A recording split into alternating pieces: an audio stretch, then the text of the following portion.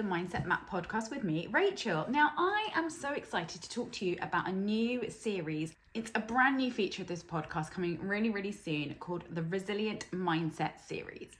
And I believe that a resilient mindset is one of the key elements to a successful business owner, if not perhaps the most important. So what exactly is a resilient mindset? How do we develop one? And why is it just so important? In this series of podcast episodes, each month I'm going to be interviewing a truly inspiring female business owner who has overcome adversity, managed failure, dealt with grief, heartbreak, disappointment, setbacks, but still standing, still working towards their goals, and if anything, are all the stronger for it. I defy you not to be inspired and uplifted by these incredible women's stories, and I cannot wait to share them with you. So for today's quick coffee catch-up episode, I thought I'd do a little introduction to resilience, ready to dive much deeper into this topic with the guests in this series. So what even is resilience? So let's look at its dictionary definition. And I have here looked up 4 of the big top dictionaries, and let me just share with you what they think is resilience. So if you go onto dictionary.com, it says the ability of a person to adjust or recover readily from illness, adversity, major life changes, etc. The Oxford English Dictionary says the quality or fact of being able to recover or easily from or resist being affected by a misfortune, shock, illness, etc. Robustness. And the Cambridge Dictionary, the ability to be happy, successful again after something difficult or bad has happened. Merriam-Webster Dictionary, an ability to recover from or adjust easily to misfortune or change. And the Collins Dictionary, to recover easily and quickly from unpleasant or damaging events. So what struck me here is that even the dictionaries can't quite agree on what exactly resilience is. So I am going to be asking each of my guests in this upcoming series what resilience means to them. And I also have 2 other questions I'm going to ask every single guest at the end of each of these episodes in this series. And so I thought for this coffee catch-up episode, I would answer these 3 questions myself and share with you what my answers would be to these 3 questions I'm going to be sharing with all my guests. So let's talk about that first question. Resilience is ... Like, what does it mean to you? Like, as I just showed you, there's a sort of theme in the dictionary definitions, but it's not an exact measure. Some of them talk about being bouncing back. Some of them talk about being able to easily recover. Some of them talk about being happy again. There's all sorts of different sort of iterations of the same kind of theme of coming back. And I believe, for me, resilience is being able to get back up when you get knocked down. And we're all going to get knocked down many times in our lives. And the more we can develop that mindset that helps us deal with this, the easier we're going to be able to cope with setbacks and disappointments. And that is why, for me, resilience is so key when you're running your own business, to build that muscle of being able to get back up, because we're going to get knocked down time and time again in the running of our business. So being able to get back up, for me, is really what resilience is. And I don't believe there's anything easy about it. And that is, I think, for me, what's different, how I see resilience to some of those dictionary definitions. I think the idea that you can easily just bounce back from whatever comes your way is a little bit misguided, because I don't think it's easy for anyone. Even the most resilient person who has done the most work on their resilient mindset is still going to find it a challenge. But it's how you get through that challenge and get back to the other side is what the resilience is.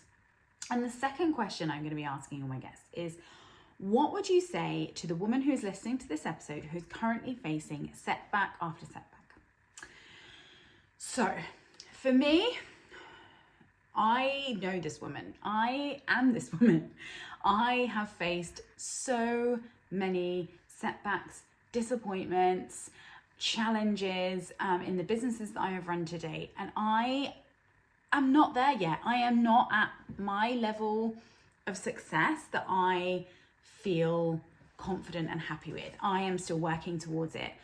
I believe it's possible for me. I certainly have days where I doubt that, but I'm working on strengthening my mindset to believe that fully. And when I believe that fully, that's when it's going to happen for me. And I know that 100%. It's all within me. I need to start to believe it fully, 100%. And that is when things will start to turn. And so what I would say to the woman who is facing all those setbacks is look for the learnings. Look for what you are being taught in those moments, because every time we have a disappointment or what we may perceive as a failure or a setback, there will be a significant learning point for us. And we need to look for those, because that is what is going to help us to grow next time and do things better. Because we could, sit in our victim mentality and we could feel frustrated and unjustified and feel that life is unjust and unfair, that these things happening to us and other people seem to be making such a go of things and making such success, and why is this happening to us and why are we not having that same level of success? But that for me is not a helpful place to be, because when you're in that mentality, you stay in that mentality. So it's about breaking out of that, and saying, okay, this is a disappointment, this is a setback, I am really gutted about this. And I think that's really key, to acknowledge that. We need to acknowledge that we are upset, that we are saddened, that we are disappointed, that we're fed up. All these emotions we've got to get out, and we've got to acknowledge and accept those emotions. But then it's the then what. And for me, the then what is looking at, what is this teaching me? What have I learned? And often we can say, okay, yeah, this did happen. That was unfortunate, but perhaps I could have done X, Y, Z. Or perhaps next time I won't do this. Or I can see now that this wasn't the path that I was meant to be on. I know now that this path over here is the right way for me to go. So it's looking for those learnings in every time we get a setback, a disappointment, something doesn't go right, looking for what it is that we can learn and take from it. Because the more we can accept failing, the quicker we'll get to where we want to go. Because nobody gets to where they want to go without facing failures, setbacks, disappointments. So the quicker we accept that these are going to happen, and they're going to happen often, then the quicker we can get to where we want to go. And that's my take on things. And then the third question I'm going to be asking all my guests is, if you could recommend one thing to help build that resilient mindset, what would it be? And this could be an activity, a daily practice, a book, a podcast, someone to follow, just something that you think would really help somebody to build that resilient mindset. So for me, there's just so many things. It's really hard to pin down kind of one thing. So I'm just going to give you a couple of my thoughts on this. And one is to find somebody that inspires you, and go back to their content whenever you need a bit of a reboot, a bit of a boost.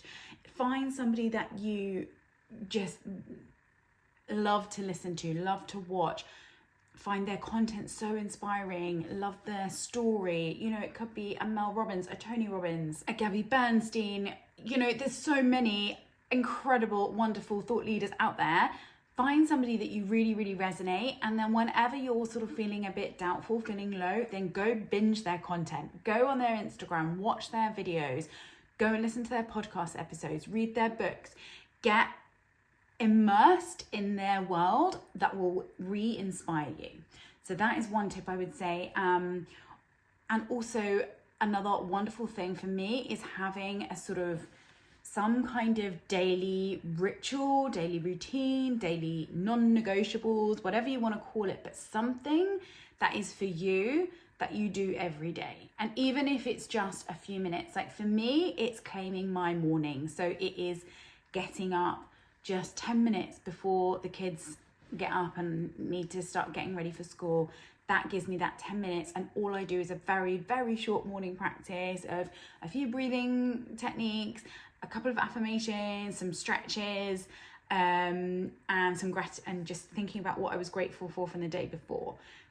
And that is really it. It's literally 10 minutes, but that is my time and that is my non-negotiable.